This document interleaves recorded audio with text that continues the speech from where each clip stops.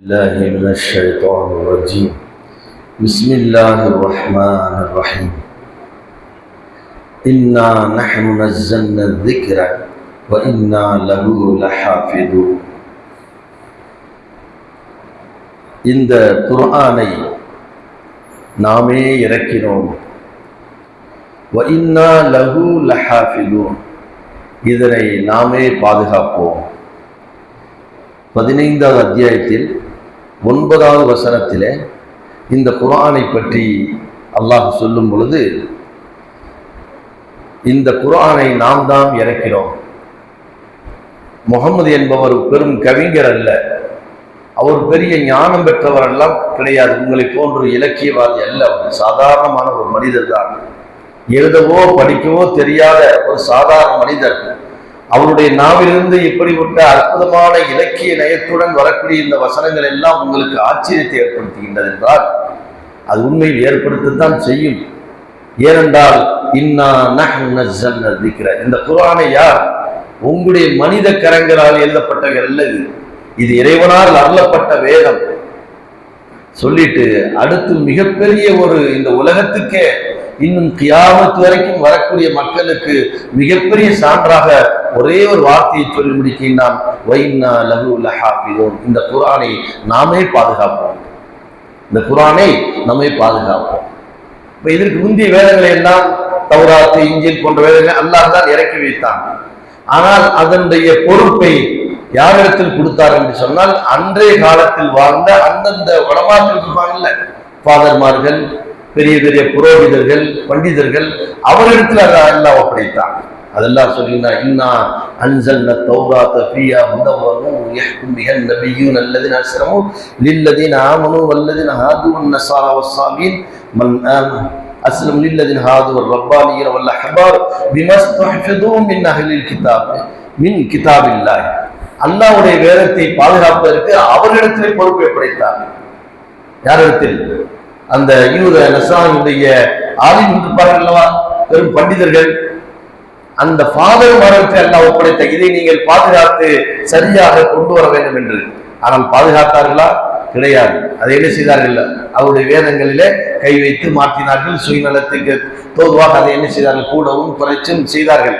ஆகையினால் இந்த வேதங்கள் எல்லாம் பாதுகாக்கப்படவில்லை என்பதும் இந்த வசனத்தின் மூலியமா நாம் விளங்குகின்றோம். அடுத்ததாக இந்த குர்ஆனிலே 1400 ஆண்டு ஆகிவிட்டது. 1448 ஆண்டுகள் ஆகிவிட்டது. 1448 ஆண்டுகளாக இந்த உலகத்திலே பாதுகாக்கப்பட்ட ஒரு புத்தகம் இருக்கிறது என்று சொன்னால், அது இன்றளவுக்கும் இந்த குர்ஆனை தவிர வேறு உலகத்தில் எந்த நூலும் கிடையாது. திருக்குறளை சொல்கின்றார்கள், 2000 ஆண்டுகள் ஆகிவிட்டது.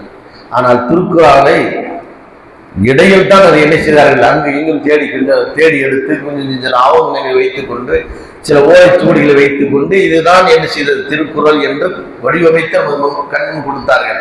அதில் வரலாறை பார்க்கும் பொழுது அது அதாவது ஒரு சில குறிப்பிட்ட நாளில் ஆயுத பூஜை என்றைக்கோ அல்லது தீபாவளி அன்றைக்கோ தன்னுடைய பழைய பொருள்களை எல்லாம் என்ன செய்வார்கள்? கொண்டு குப்பையில விட்டுவார்கள் அல்லவா, அதுபோல் குப்பையிலே வீசப்பட்டு சில பொருள்களை எடுத்து தேடி எடுத்து ஆற்றிலிருந்து எடுக்கப்பட்டதுதான் நம்முடைய கையில் இருக்கக்கூடியது.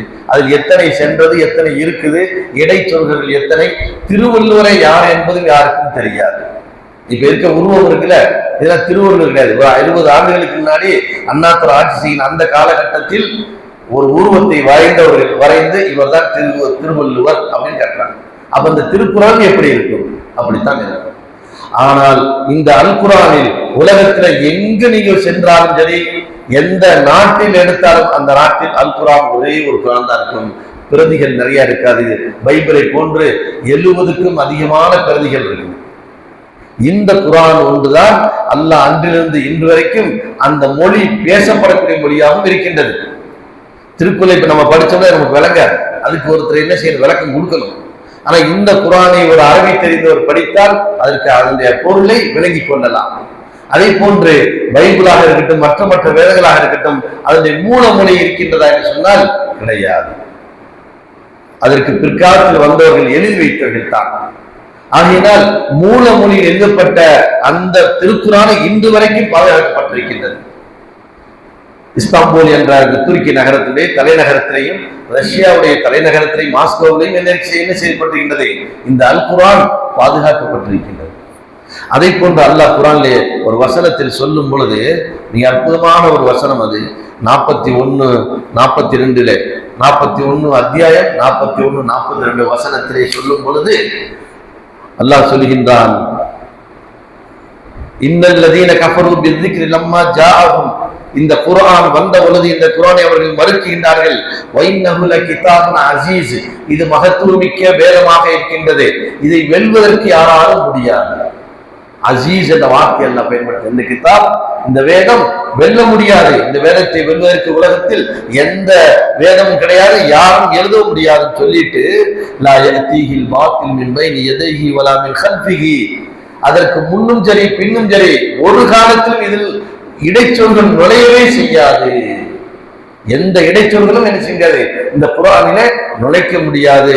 ஏனென்றால் தன்சீலும் மின் ஹகீமின் ஹமீத், புகழுக்குரிய ஞானமுள்ள இறைவனிடமிருந்து வேதமாக இருக்கின்றது காரணமாக இந்த குர்ஆனிலே எவரும் கை வைக்க முடியாது. கைகள் செய்யலாம்ல. அரபு தேர்ந்த எத்தனை கிறிஸ்தவர்கள் இருக்கின்றார்கள், எத்தனை யூதர்கள் இருக்கின்றார்கள், என்னென்னமோ செய்கின்றார்கள்.